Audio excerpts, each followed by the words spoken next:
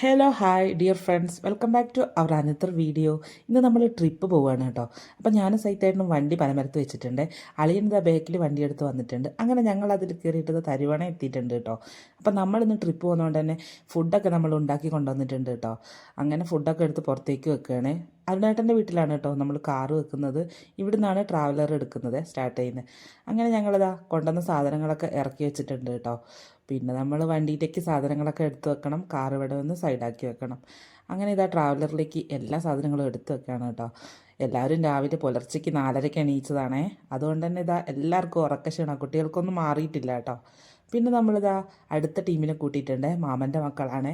അങ്ങനെ ഇതാ അവരെയും കൂട്ടി ഞങ്ങൾ മാനന്തവാടി എത്താനായിട്ടോ. മാനന്തവാടിയിൽ നിന്ന് അമ്മേൻ്റെ അനിയത്തിയും അനിയത്തീൻ്റെ ഭർത്താവും മക്കളും മരുമകനും എല്ലാവരും വരാനുണ്ട് കേട്ടോ. ബ്ലോഗ് എടുക്കാൻ തുടങ്ങിയത് ഏട്ടാ ഭക്ഷണം ഉണ്ടാക്കുന്നത് ഞങ്ങൾ അല്ലേ തിന്നാൻ മാത്രം അടുക്കള കയറുന്നു ഏട്ടൻ.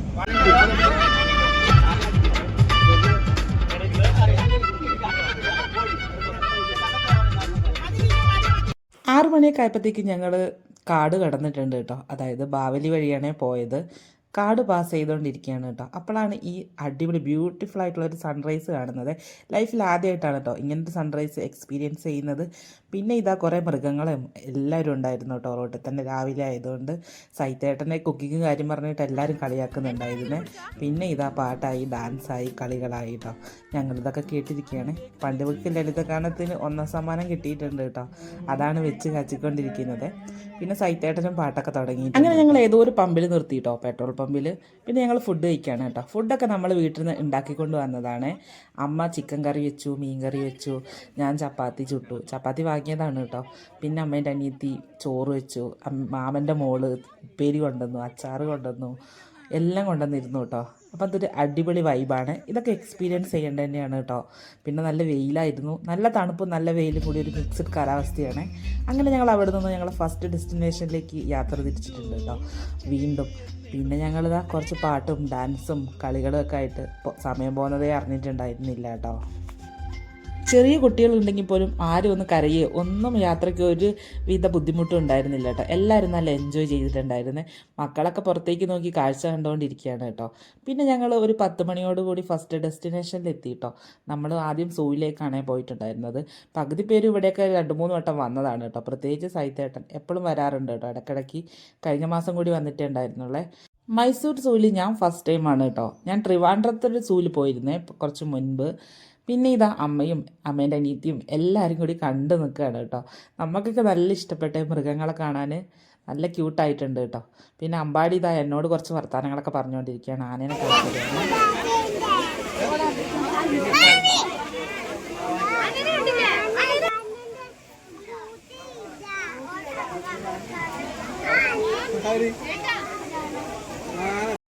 പിന്നെ പാമ്പുകളെയൊക്കെയാണ് കേട്ടോ എക്സ്പ്ലോർ ചെയ്തത്. എല്ലാവിധ പാമ്പുകളും ഉണ്ട്. കണ്ടിട്ട് തന്നെ പേടിയാവും കേട്ടോ. ചേരയടക്കം 2-3 സൈസ് ചേരകളുണ്ട് കേട്ടോ. പിന്നെ ഞങ്ങൾ അവിടെ നിന്നും പിന്നെ ഇറങ്ങി സെക്കൻഡ് ഡെസ്റ്റിനേഷനിലേക്ക് പോവുകയാണ് കേട്ടോ.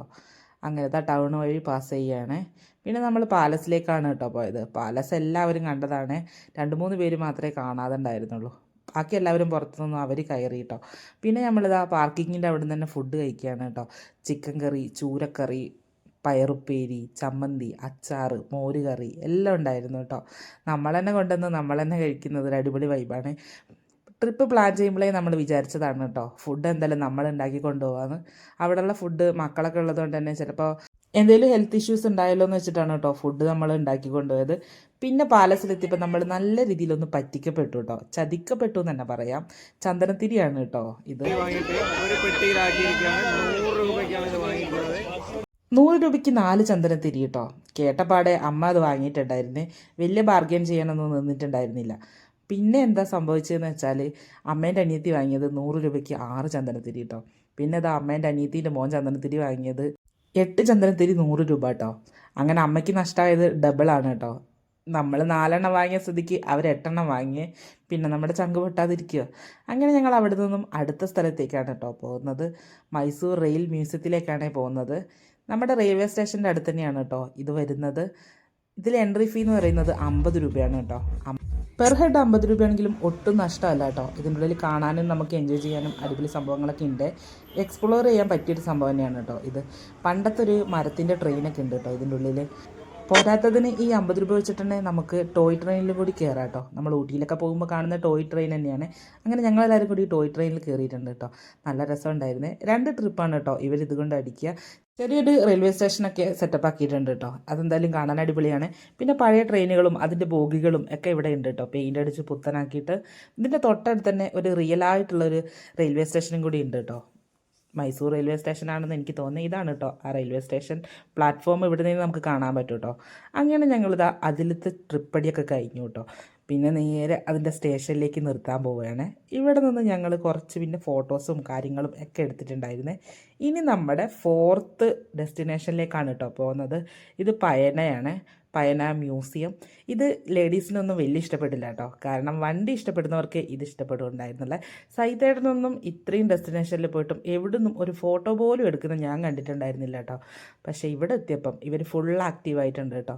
ജെൻസിനൊക്കെ നല്ല ഇഷ്ടപ്പെടും. ഇവിടെ ഫുള്ള് വണ്ടികളാണ് കേട്ടോ.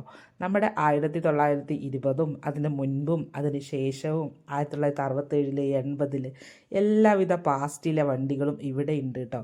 എല്ലാവിധ വണ്ടികളും ഇവിടെ ഡിസ്പ്ലേ ചെയ്തിട്ടുണ്ട്. പിന്നെ ചരിത്രപ്രസിദ്ധമായ എന്തെല്ലോ സംഭവങ്ങളും ഉണ്ട് കേട്ടോ.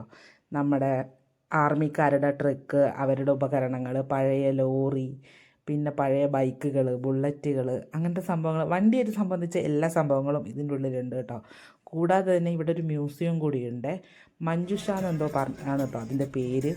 അതിൽ വാളും പരിചയം എന്തൊക്കെയോ സംഭവങ്ങളുണ്ട് വേറെയും. ആ മ്യൂസിയമൊക്കെ കണ്ടിറങ്ങി ഞങ്ങൾ നേരെ പോകുന്നത് ബൃന്ദാവൻ ഗാർഡനിലേക്കാണ് കേട്ടോ. നമ്മളവിടെ എത്തിയപ്പോഴത്തേക്കും 6 മണിയൊക്കെ ആവാനായി. പാർക്കിങ്ങിലൂടെ ഞങ്ങൾ നടക്കുകയാണ് കേട്ടോ. പിന്നെ അവിടെ കുറേ ഫുഡ് ഐറ്റംസ് ഒക്കെ ഉണ്ടായിരുന്നു കേട്ടോ. ഞങ്ങളൊന്നും വാങ്ങിയിട്ടൊന്നും ഉണ്ടായിരുന്നില്ലേ. കാരണം പോകുമ്പോഴേ പ്രശാന്തേട്ടൻ പറഞ്ഞിരുന്നു കേട്ടോ, റോഡ് സൈഡിലൊക്കെ പലതും കാണും, വാങ്ങി കഴിക്കരുത്, നമ്മളുടെ ഹെൽത്ത് നമ്മൾ നോക്കണം എന്ന് കേട്ടോ. മൂപ്പരൊരു മാഷും കൂടി ആയതുകൊണ്ട് തന്നെ നമ്മൾക്ക് തന്ന അഡ്വൈസ് നമ്മൾ തട്ടിക്കളയാൻ പാടില്ലല്ലോ. അങ്ങനെ ഞങ്ങൾ അവിടെ നിന്നൊന്നും പ്രത്യേകിച്ച് ഒന്നും വാങ്ങിയിട്ടുണ്ടായിരുന്നില്ല കേട്ടോ. പിന്നെ ഞങ്ങളിതാ ഇരുടായി, കുറച്ചധികം ദൂരം നടക്കാനുണ്ട്. 6-6:30 ആയിട്ടുണ്ട് കേട്ടോ. പിന്നെ ഇതാ വാട്ടർ ഡാൻസിൻ്റെ ഏരിയയിലേക്ക് എത്തിയിട്ടുണ്ട് കേട്ടോ. വാട്ടർ ഡാൻസ് അടിപൊളിയാണ് കേട്ടോ. ഞാനിവിടെ വന്നിട്ടുണ്ട് ഡിഗ്രിക്ക് പഠിക്കുന്ന സമയത്ത്. അപ്പം ഞാനിത് കണ്ട ഒരു ഓർമ്മ എനിക്ക് പിന്നെ ഉണ്ടായിരുന്നു കേട്ടോ. പക്ഷെ പോകുകയെന്ന് പറഞ്ഞപ്പോൾ എനിക്കത്ര ഓർമ്മയൊന്നും ഉണ്ടായിരുന്നില്ലേ.